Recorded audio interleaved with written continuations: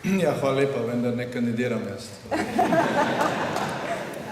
Spoštovana gospa kandidatka, spoštovana gospa predsednica Nove Slovenije, spoštovani dame in gospodje, pravijo, da brez boja ni zmage in da tisti, ki ni nikoli poskusil, tudi ne bo nikoli uspel.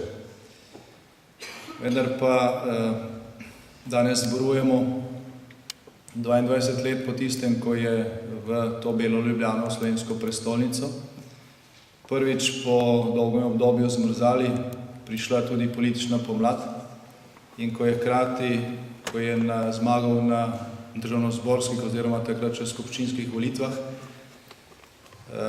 Demos zmagal tudi v Ljubljani.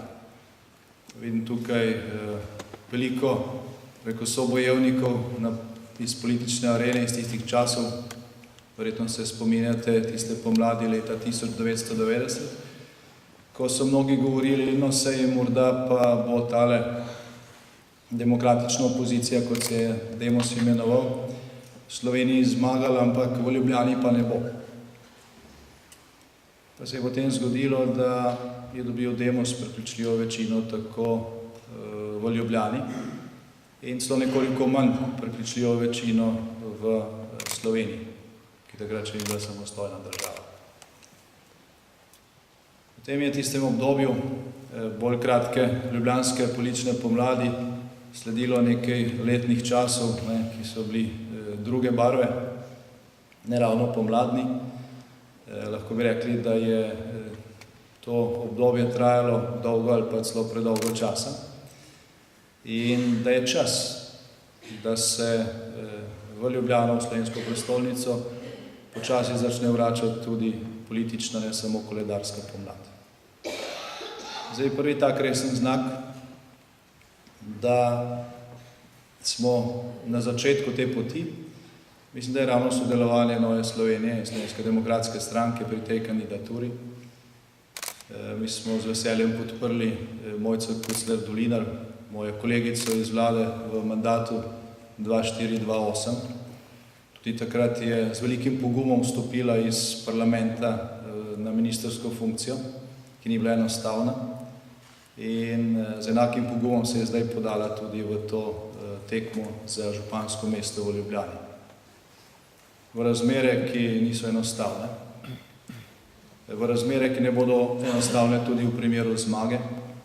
Vseeno je bleščeča površina, ki jo lahko včasih spremljamo. Drugo pa je seveda cena te bleščeče površine, ki jo bo treba še odplačati.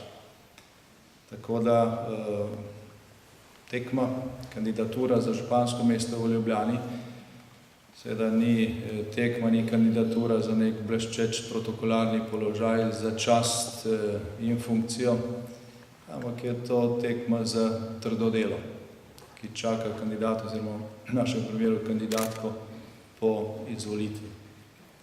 Zato dvojne čestitke za ta pogumen korak, čestitke Novi Sloveniji za ta izbor in seveda hvala vsem vam, ki ste danes prišli na to zborovanje. Mislim, da je tudi ta udeležba nek dober znak tega začetka nekih novih političnih časov tudi v slovenski prestolnici. Ti novi časi se vedno začnejo s tem, da se moči združujejo.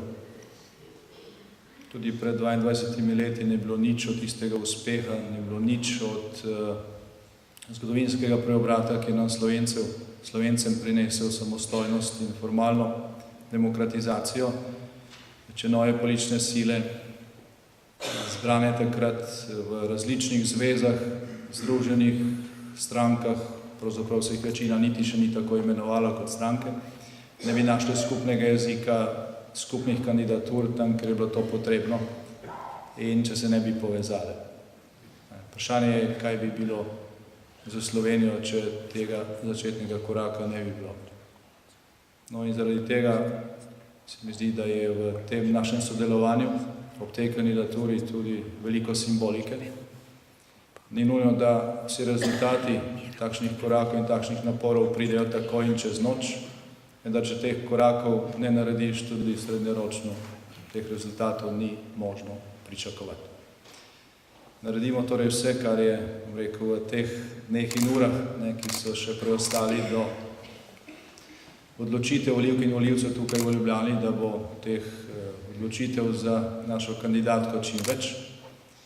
Gre za pomembno glasovanje, tudi sicer se bo poleg županskih volitev v Ljubljani in sicer po državi potekal tudi referendum.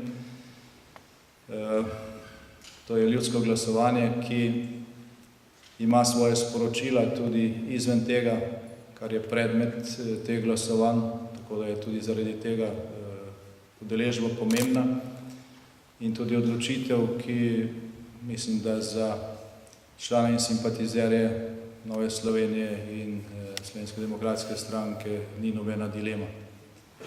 Mi želimo v našem političnem delu in v izvajanju našega političnega programa v Slovenijo vračati normalnost, se pravi neko stanje, ki je bilo za dolgo časa nekoč odtegnjeno in se v celoti še ni vrnilo. In razni eksperimenti stran od tega pač niso prava pot. Zaradi tega bomo v nedeljo z našimi glasovi, oziroma boste v Ljubljani z našimi glasovi, z vašimi glasovi, jaz tukaj žal. Včasih pa mislim, da tudi na srečo nisem volilec. In to dvojno odločanje bo imelo seveda tudi strateški pomen in vsaj kratkoročni vpliv tudi na dogajanje na državni ravni. Kot je rekla prej gospa Ljudmila Novak, predsednica Nove Slovenije, smo v obdobju, ki ni lahko, ampak tudi ti izzivi, ki so nasploh pred nami, izven tega, kar se ali pa naj bi se ali pa kar se bo dogajalo v Ljubljani, so lažje zmagljivi, kolikor dobro sodelujemo.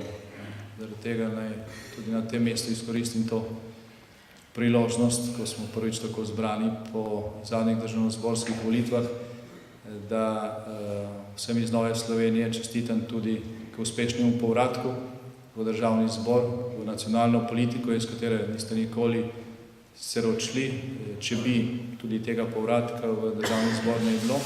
Vam je pa vseeno uspel korak, ki je, rekel, redek v političnem prostoru in zaradi tega morate biti tega rezultata še bolj veseli, kot pa če štejete samo dobljene glasove oziroma izvoljene poslance.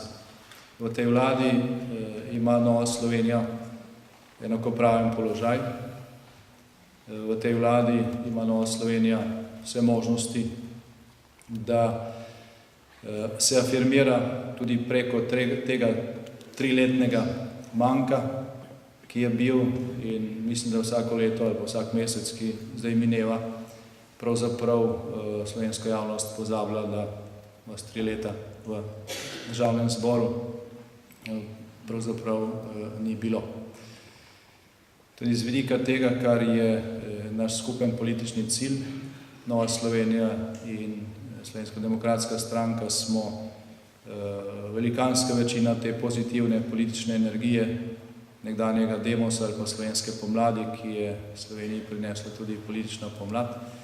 Skratka, krepitev teh sil in te energije je tisto, kar Sloveniji dolgoročno zagotavlja politično stabilnost, dokončno vrnitev k normalnosti in od teh aktualnih trenutkih tudi preboj za izhod iz gospodarske in finančne krize, kar je za našo vlado v tem času ključen politični izziv.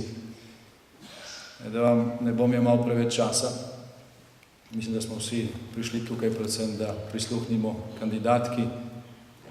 Še enkrat vsem skupaj lep večer. Kandidatki čim več glasov in uvrstitev v drugi krog na volitvah v nedeljo, vsem skupaj pa nedeljo en lep pomladni dan, tako koledarski kot politični. Hvala lepa.